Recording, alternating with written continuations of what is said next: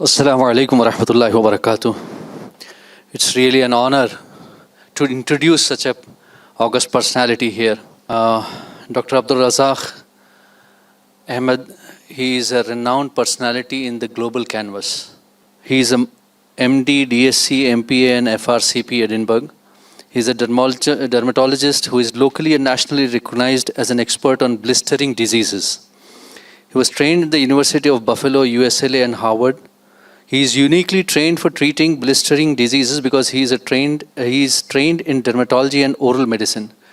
He is a professor of dermatology at Tufts University School of Medicine and director of Center for Blistering Diseases. Dr. Ahmed is credited with having pioneered the use of intravenous immunoglobulin and rituximab therapy in treating blistering diseases. His uniquely designed protocols have resulted in producing clinical remissions lasting more than 20 years of all therapy. In recognition of his contributions, he has received Lifetime Achievement and Research Contribution Awards and awards for excellence in the US and many other countries. He started his journey from Nagpur University with a BSc degree in 1966. Thereafter, he did his medical and MD from AIIMS, New Delhi in 1970. He was faculty of medicine, Harvard University, Boston in 1988, and Harvard Kennedy School of Government, Cambridge in 1995. I feel elated, in telling this that Harvard and Tufts University have started professorships in his name. Dr. Abdul Razak professorship at Harvard and at Tufts University. These are things which will be there for lifetime even after him. So these are, such recognitions across the globe, which I guess I don't find any more Indians there. He has been awarded different types of awards across the globe, from Turkey, even from Israel, he was telling me. He got the Lifetime Achievement Award from the government of Israel. So, his excellence knows no boundaries. He has been, his whole family has been, has a great contribution. His grandpa was a doctor. His elder brother, Dr. Mateen Ahmed, he is a big entrepreneur who got a Best Entrepreneurship Award in 2006 of the United States. And he has developed this Ahmed Wall, it's called Ahmed Wall for glaucoma diseases. Himself, an illustrious career, his sisters, everybody in his family, alhamdulillah, it's grace of Allah subhanahu wa ta'ala that today we are having such an illustrious person today amongst us. And I would say that at this point of time that even Dr. Abdul Qadir said this word, remember that word of hadisa. He's termed it as hadisa. So you got an opportunity to hear from such a person which can reignite the thing. What Dr. Qadir always says, that we need 500 more Shaheens. And many more Abdul Qadirs like this. So probably each one of you can be a stalwart in creating a big contribution in the field of education. With these words, I would invite Dr. Abdul Razak to address. Bismillahirrahmanirrahim. Assalamu alaikum wa rahmatullahi wa barakatuh. Dr. Qadir Sahab, Dr. Maqsood, Dr. Javed Sahab, जिनसे मैं हाल ही में मिला, और आप सब हाजरीन को मेरी तरफ से बहुत बड़ा सलाम. ابتدا سے میں کہنا چاہتا ہوں کہ میں اس سفر میں بدر صرف شاہین انسٹیٹیوشنز کو دیکھنے اور ان سے واقفیت کرنے کے لیے آیا تھا، کیونکہ میری ہمشیرہ یہاں آئی تھیں اور اس سے بہت زیادہ متاثر ہوئیں اور مجھ سے کہا کہ تم بنگلور جا رہے ہو ایک بین الاقوامی کانفرنس میں بولنے کے لیے، تو وہاں سے بدر بہت زیادہ دور نہیں ہوگا، تو ضرور جانا. مجھے خواب و خیال میں بھی نہیں تھا کہ مجھے آپ سب سے گفتگو کرنی ہوگی. اور میں شروع میں ہی آپ سے کہنا چاہتا ہوں کہ میں آپ کو کوئی پیغام نہیں پہنچا رہا ہوں. میں صرف اپنے چند خیالات آپ کے ساتھ شیئر کرنا چاہتا ہوں اور اس موقع کا فائدہ اٹھانا چاہتا ہوں. اور مجھے چند منٹوں پہلے یہ اندازہ بھی نہیں تھا کہ مجھے یہ تقریر کرنا ہوگی. تو آپ اس کو تقریر نہ سمجھیے، کیونکہ میں نہ جانے 40-45 کتنے ملکوں میں کانفرنسز میں بول چکا ہوں، لیکن ان سب کی تیاری بہت شدت سے کر کے جاتا ہوں. اور زیادہ تر تو نہیں، بلکہ تقریباً جتنے ممالک میں بلکہ بنگلور میں بھی جو میں نے تقریر کی وہ میری اپنی ذاتی ریسرچ پہ ہوتی ہے. میں بہت ہی کم کسی اور کے کام پہ یا ریسرچ پہ بات کرتا ہوں. تو جو بھی میں آپ سے کہنے والا ہوں یہ بہت اسپونٹینیسلی ایٹ دا مومنٹ قسم کی بات ہے. اور میرا پیغام، پہلی بات تو میں آپ کو یہ بتانا چاہتا ہوں کہ میں بہت ہی خوش بھی ہوں لیکن بہت سرپرائز بھی ہوں کہ آپ لوگ اتنے سارے اس چھوٹے سے شہر میں موجود ہیں اور یہاں کی امت کو، یہاں کے لوگوں کی خدمت کر رہے ہیں اور ان کی صحت کی کا خیال رکھ رہے ہیں. یہ اللہ کی بہت بڑی رحمت ہے یہاں کے لوگوں پر، اور اللہ کی آپ سب پہ بہت بڑی رحمت ہے کہ اللہ تعالیٰ نے آپ کو یہ موقع دیا ہے کہ آپ لوگوں کی خدمت کر سکیں اور ان کے درد، دکھ اور ان کی بیماریوں کو دور کر سکیں. ہم جب یہ کام کرتے ہیں تو ہم سوچتے ہیں کہ ہم نوکری کر رہے ہیں، ایک جاب کر رہے ہیں، ایک ڈیوٹی کر رہے ہیں، لیکن ہمارے خیال سے، ہمارے ذہن سے خیال نہیں گزرتا کہ اللہ تعالیٰ نے ہمیں ایک رحمت کے طور پہ یہ دیا ہے. آخر آپ کا پڑوسی تو ڈاکٹر نہیں ہے نا، جو سڑک کے پار رہتا ہے وہ تو ڈاکٹر نہیں ہے. وہ انسانوں کے دکھ کو دور نہیں کر سکتا جو آپ کر سکتے ہیں. تو میرا سب سے بڑا پہلا پیغام آپ کو یہ ہے کہ اللہ تعالیٰ نے جو آپ کو یہ تعلیم دی ہے، جو آپ کو یہ ٹریننگ دی ہے، جو تجربہ دیا ہے، جو ایکسپیرینس دی ہے، یہ ایک اللہ کی بہت بڑی رحمت ہے. اور اللہ کی بہت بڑی آپ پر رحمت ہے کہ اس نے آپ کو یہ تعلیم اور یہ ایکسپیرینس، تجربہ دیا ہے کہ آپ لوگوں کی خدمت کر سکیں. تو میرا جو پیغام ہے یہ صرف ایک مخصوص شہر کے لیے یا ایک مخصوص صوبے کے لیے یا ایک مخصوص ملک کے لیے نہیں ہے. یہ دنیا کے ہر ان لوگوں کے لیے ہے جو لوگوں کی صحت کے لیے کچھ کام کر رہے ہیں یا جو اپنے آپ کو ڈاکٹر سمجھتے ہیں. تو سب سے پہلی اور ضروری بات یہ ہے کہ آپ میں سے جو کچھ بھی کر رہے ہیں، آپ اینستھیزیولوجسٹ ہوں، پیتھولوجسٹ ہوں، ہیمیٹولوجسٹ ہوں، نیونیٹولوجسٹ ہوں، فزیوتھراپسٹ ہوں، فارماسسٹ ہوں یا پیڈیٹیشین ہوں، اس سے فرق نہیں پڑتا. Be the best you can be. آپ اتنا پڑھیں، اتنا اپنے آپ کو کنٹمپریری لٹریچر سے واقف رکھیں اور اتنے ماہر بنیں کہ آپ جس معاشرے میں رہتے ہیں اس میں سب لوگ آپ کو ایک بہت گہری نظر سے، عزت کی نظر سے دیکھیں اور آپ کو اعلیٰ سے اعلیٰ سمجھیں. جو انسان اپنے کام میں اعلیٰ ہوتا ہے، نہ اس سے اس کا کوئی نام پوچھتا ہے، نہ اس کا کوئی مذہب پوچھتا ہے، نہ اس سے پوچھتا ہے تم کہاں سے آئے تھے اور تمہارے جد و امجد کون ہیں. کیونکہ آپ کا کام جو ہے، آپ کی خدمت جو ہے، وہی آپ کی پہچان ہے. تو اگر آپ اپنے شعبے میں سب سے اوپر ہیں، سب سے بہتر ہیں، تو شہر میں آپ سے کوئی کتنی نفرت کرے، کتنا ہی بڑا آپ کو دشمن سمجھے، جس دن آپ کی ضرورت ہوگی وہ گرتے پڑتے آپ کے پاس آئے گا. کیونکہ سبھی لوگ چاہتے ہیں کہ بہتر سے بہتر ڈاکٹر ان کا علاج کرے. تو وہ ڈاکٹر آپ کو ہونا ہے. آپ کو وہ ڈاکٹر بننا چاہیے جو شہر میں رہنے والا، ہر اس شہر کا رہنے والا انسان آپ کی توجہ اور آپ کی خدمت کی طلب کرے اور آپ کے پاس آپ کی خدمات کے لیے حاضر ہو. اگر آپ نے اپنے آپ میں یہ قوت پیدا کی، آپ نے اپنے آپ میں یہ طاقت پیدا کی، آپ کی کوئی مخالفت نہیں کر سکتا.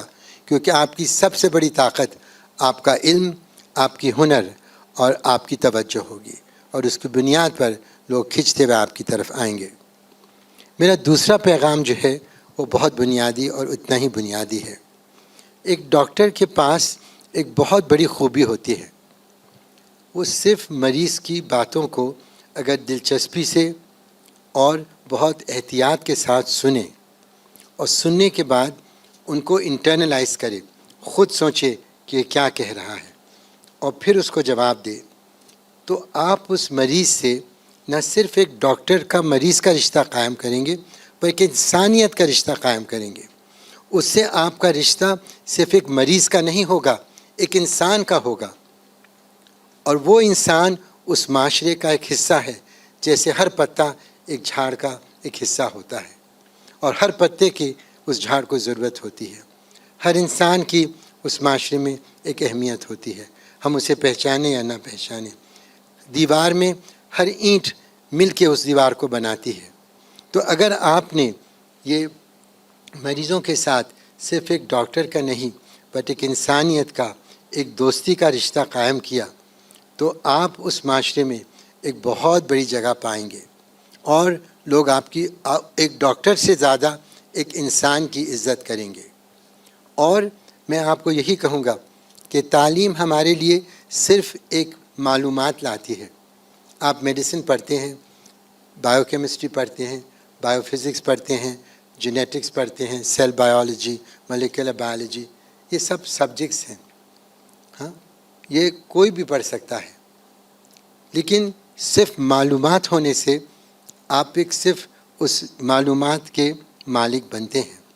लेकिन एक इंसानियत का रिश्ता जोड़ने के बाद आप न सिर्फ एक अच्छे डॉक्टर बल्कि एक अच्छे इंसान भी बन जाते हैं.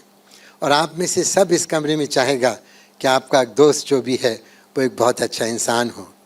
एक बदतरीन इंसान से कोई भी दोस्ती नहीं करेगा. तो मेरा आपको ये पैगाम है कि आपके पास एक बहुत ख़ास क़ुव्वत है कि लोग आकर अपना दुखड़ा आपको सुना सकें. तो जब आप उनसे बातें करें तो इत्मीनान से उनकी सिर्फ बीमारी का ही न सुने, लेकिन अगर वो अपनी ज़ाती ज़िंदगी की तकलीफ़ें भी आपको बयान करते हैं तो उनको भी सुनिए. और अगर आप उनका कोई हल दे सकते हैं या आप उनको समझा सकते हैं तो उनको भी समझाने की कोशिश करिए. तो आप उस माशरे में एक बहुत बुनियादी रिश्ता कायम करेंगे. तीसरी बात जो मैं आपसे कहना चाहता हूँ वो ये है कि डॉक्टर जो होता है उसके पास हर किस्म का आदमी आता है, हर किस्म की औरत आती है, बड़ी उम्र की, छोटी उम्र की, बूढ़ी, बच्ची. आप उस कम्युनिटी में एक कम्युनिटी रिसोर्स कहते हैं, वो बन जाते हैं. तो आप अगर एक कम्युनिटी रिसोर्स बन जाएं तो आप उस कम्युनिटी में लोगों को एक साथ जोड़ना शुरू कर सकते हैं. और ये एक बहुत बुनियादी चीज़ है जिसकी हर जगह बहुत ज़रूरत है कि हमारे माशरे के लोग एक दूसरे मिल के एक कम्युनिटी स्पिरिट, एक कम्युनिटी जज्बे के साथ ज़िंदा रहें, बजाय ये कि हमारे एक अलग अलग एक जज़ीरा बन के समंदर के बीच में बैठे हों. हम जुड़ के एक बहुत बड़ा एक ज़मीन का टुकड़ा बने, हिस्सा बने, ताकि हम लोगों को जोड़ सकें. तो डॉक्टर के पास एक और ये बहुत बड़ी सिफत होती है कि जो मुख्तलिफ़ लोग उसके पास आते हैं उनको मिला के एक दूसरे से जोड़ के रख सकें. देखिए, आप लोग ख़ुद कौन कौन सी फील्ड्स में हैं ये तो मुझे मालूम नहीं, और ना ही मैं मालूम कर सकता था यहाँ आने से पहले.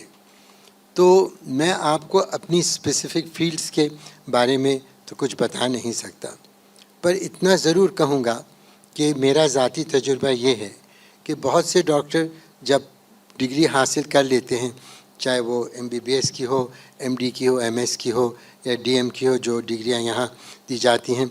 अमेरिका में तो ये नहीं दी जाती हैं, लेकिन मुख्तलिफ़ किस्म की ट्रेनिंग्स वहाँ भी होती हैं.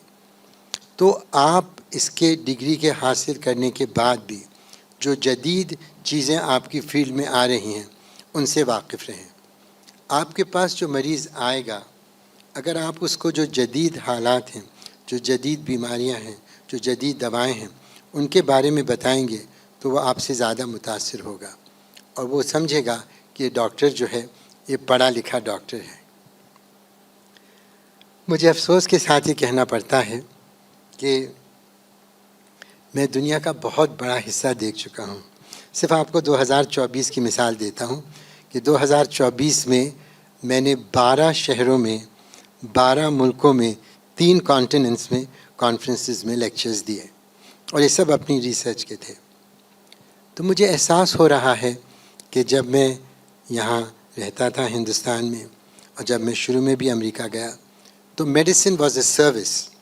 मेडिसिन जो है वो एक ऐसी चीज़ थी जो हम लोगों की खिदमत के लिए करते थे. तालीम और इलाज दोनों सर्विसेज में गिना जाता था, खिदमत में गिना जाता था. बदनसीबी से दोनों अब तिजारत बन चुके हैं.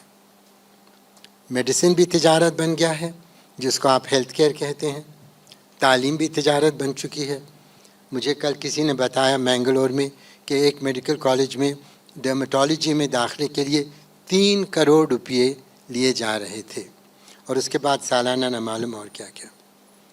तो मैं सोचता हूँ कि ہمارے لیے یہ ضروری ہے کہ جو کچھ بھی ہم خرچ کر رہے ہیں اس کے باوجود ہم جہاں تک ہو سکے جس جگہ ہم پریکٹس کر رہے ہیں ہم اپنی طور پر سروس پرووائڈ کریں بجائے تجارت کے. اور آپ کو ایک اور بات بتانا بہت ضروری سمجھتا ہوں. میرے پاس جو مریض آتے ہیں میرے خیال سے شاید 2 یا 3% ایسے ہوں گے جن کے پاس کالج کی ڈگری نہیں ہوگی. بوسٹن جس شہر میں میں رہتا ہوں اس شہر میں 39 یونیورسٹیز اور ایجوکیشن انسٹیٹیوشنز ہیں. ہارورڈ MIT تو بہت مشہور ہیں لیکن اس کے علاوہ بھی بہت سے اور سے انسٹیٹیوشنز ہیں. تو بے تحاشا پڑھا لکھا مریض آتا ہے.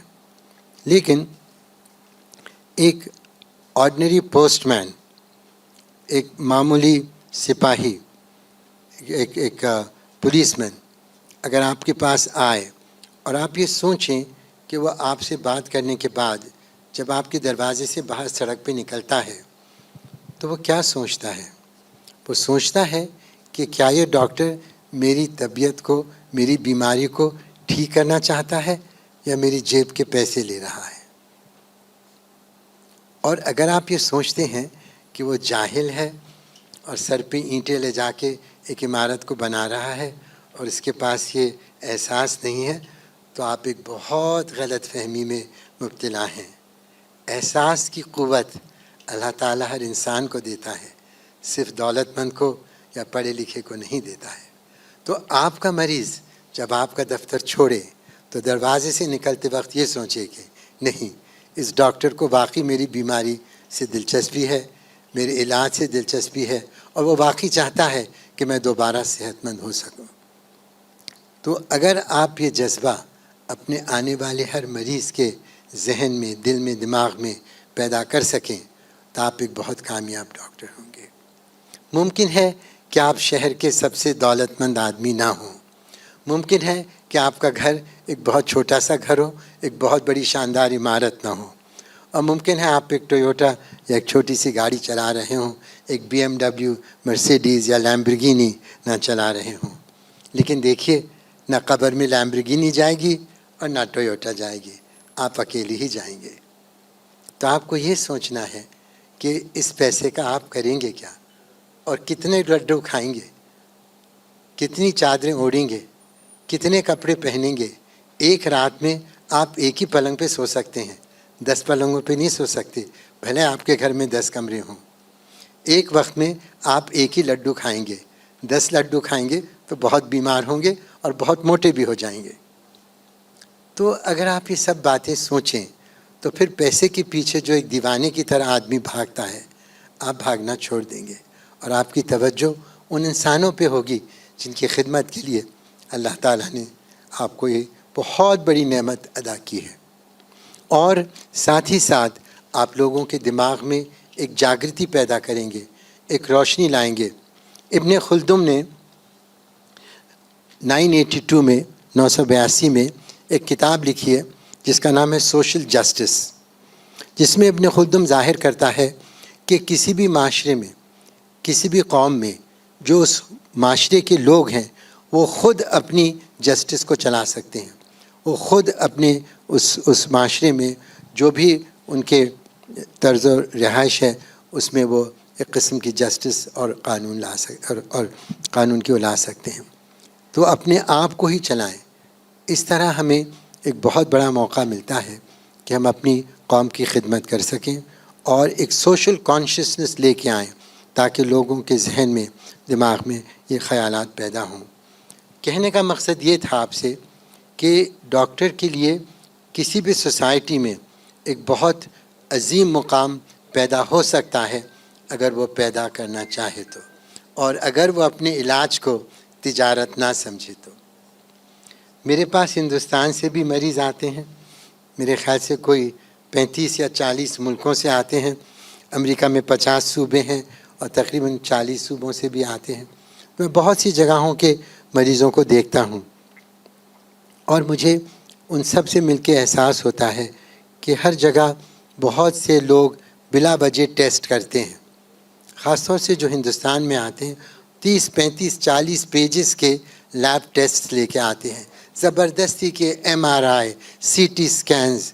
اب ایک جلدی بیماری کے مریض کو ایک MRI کی کائے کی خاک ضرورت ہے، پر بیچاروں کو نہ سمجھتا ہے اور وہ اس ڈاکٹر پہ بھروسہ کر کے وہ پتہ نہیں 10 کتنے ہزار روپے لگتے ہیں. مجھے تو یہاں کے دام بھی معلوم نہیں، کیونکہ یہاں میں میڈیسن تو پریکٹس کرتا نہیں ہوں. آتا ہوں لیکچرز دینے کے لیے اور اس کے فوراً بعد پلٹ کے واپس چلا جاتا ہوں، تھوڑا وقت اپنے آبائی مکان میں گزارتا ہوں. تو مجھے پتہ نہیں یہاں کس چیز کے کتنے پیسے لگتے ہیں، پر اتنا ضرور جانتا ہوں کہ بلا وجہ بے تحاشا ٹیسٹ کیے جاتے ہیں. اسی طرح بلا وجہ بے تحاشا دوائیں دی جاتی ہیں. ایک ہی پرسکرپشن میں پریڈنیسون بھی ہوتا، اینٹی فنگل بھی ہوتا، اینٹی بیکٹیریل بھی ہوتا، اینٹی وائرل بھی ہوتا. ارے میرے مولا، ذرا تو سوچ ایک لمحے کے لیے کہ وہ اگر بیکٹیریل انفیکشن ہے تو آپ ایک اینٹی وائرل اینٹی فنگل کائے کے لیے دے رہے ہیں. تو یہ سب طریقے جو ہیں، اور بہت سے مریض مجھے سمجھاتے ہیں کہ ڈاکٹروں کے رشتے فارمیسی سے بندھے ہوئے ہوتے ہیں، تاکہ اگر وہ مریض کو فارمیسی میں بھیجیں تو انہیں پیسے واپس ملیں گے. یہ سب حرکتیں صاحب نہ صرف غیر قانونی ہیں، بلکہ ہمارے مذہب سے اللہ تعالیٰ ان کو بہت غلط سمجھتا ہے، اور اللہ تعالیٰ ان سب سے بہت ناراض بھی ہوتا ہے. ہمارے لیے ایمانداری بہت اہم ہے، اور اگر ہم ایمانداری سے صحیح کام کریں گے تو سب ہماری عزت کریں گے. پورا ملک، پورا شہر، پورا صوبہ ہمیں اچھے لوگوں میں شامل کرے گا. لیکن اگر ہم ایسی نامراد حرکتیں کریں گے تو کوئی بھی ہماری عزت نہیں کرے گا. تو اگر ہم چاہتے ہیں، اور ہمارے پاس ڈاکٹر ہونے کی حیثیت سے یہ خاص قوت ہے کہ ہم اپنے لیے ایک بہت اچھا مقام پیدا کریں. You could be the best in the city, you could be the most like person in the area in which you live. But to do that you really have to work hard, you really have to do the right things and do not do what is not right. I'm not trying to be a moralist. میں آپ کو مذہب پر یا ایسی کوئی بات کرنے نہیں آیا ہوں، کیونکہ مجھے خود ہی اتنا نہیں آتا، نہ مجھے خود اتنا معلوم ہے کہ میں آپ کو اس مذہب کے بارے میں کچھ بتا سکوں. پر اتنا ضرور بتا سکتا ہوں کہ ایتھکس کیا ہوتا ہے. You want to be ethical in what you do and practice medicine in an ethical way. I think I have said more than enough, and I think I have said a lot, and certainly a lot more than I had intended to say. مجھے خود بھی نہیں معلوم تھا کہ میں آپ سے کیا کہوں گا اور کس قسم کی گفتگو کروں گا، اور میں نے جو کچھ بھی آپ سے کہا ہے اپنے تہ دل سے کہا ہے، اور جو بھی میرے ذہن میں خیالات آئے ان کو بیان کیا ہے. پر آپ میں سے اگر کسی کو بھی کسی قسم کا بھی سوال مجھ سے پوچھنا ہے تو آپ بے شک بغیر کسی تکلف کے، بغیر کسی شرمندگی کے اور بغیر کسی ڈر سے پوچھیں. آپ یہ نہ سمجھیں کہ امریکہ میں رہنے سے میرے کندھوں پہ پر نکل آئے ہیں یا سر پہ سینگ نکل آئے ہیں. آپ ہی کی طرح میں ایک معمولی انسان ہوں. میں صرف یہ جانتا ہوں کہ صحیح وقت پہ صحیح جگہ کھڑا تھا اور ایک صحیح دروازہ کھلا اور میں اس میں چل کے چلا گیا. اس سے زیادہ اہم اللہ تعالیٰ کی رحمت تھی، اللہ تعالیٰ کی مرضی تھی. ہم وہی کر سکتے ہیں زندگی میں جو اللہ تعالیٰ ہمارے لیے چاہتا ہے. اللہ تعالیٰ نہ چاہے تو کبھی نہیں ہو سکتا، اور اگر اللہ چاہتا ہے تو کوئی نہ کوئی راستہ ضرور نکل آتا ہے. تو میں جہاں بھی پہنچا ہوں، جیسے بھی پہنچا ہوں، یہ اللہ تعالیٰ کی رحمت ہے، میری ماں کی دعائیں ہیں، اور نہ معلوم اور کتنے غریب لوگوں کی دعائیں ہیں جن کی میرے خاندان نے برسوں سے مدد اور خدمت کی ہے. تو ان سب دعاؤں کی نتیجے سے مجھے جو کچھ ملا ہے سو ملا ہے. اور ابھی بھی میں سوچتا ہوں کہ ان بہت سی چیزوں کے نہ تو میں قابل تھا اور نہ میں لائق تھا. یہ صرف قسمت کا اور اللہ تعالیٰ کا تقاضا تھا اور اللہ تعالیٰ کی رحمت تھی. تو آپ لوگوں میں سے جو بھی پوچھنا چاہیں، میری زندگی ایک کھلی کتاب ہے.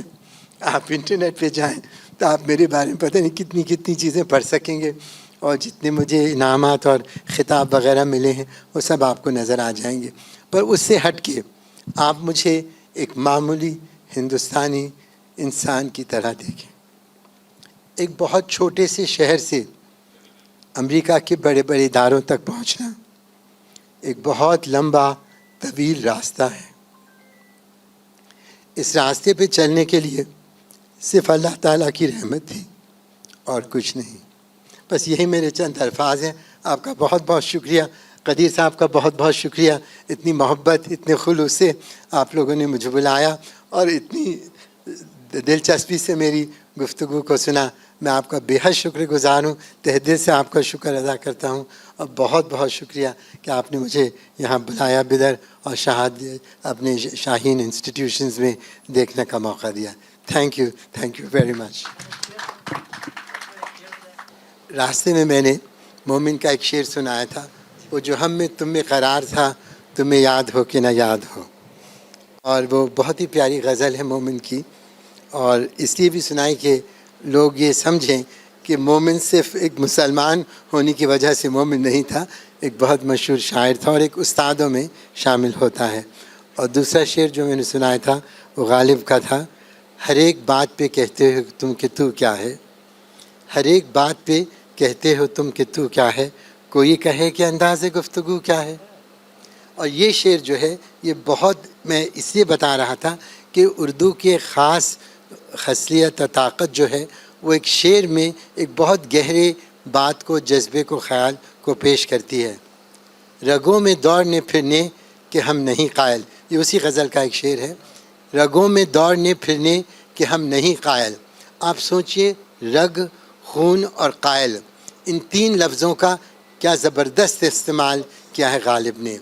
رگوں میں دوڑنے پھرنے کہ ہم نہیں قائل، جب آنکھ سے نہ ٹپکا تو پھر لہو کیا ہے.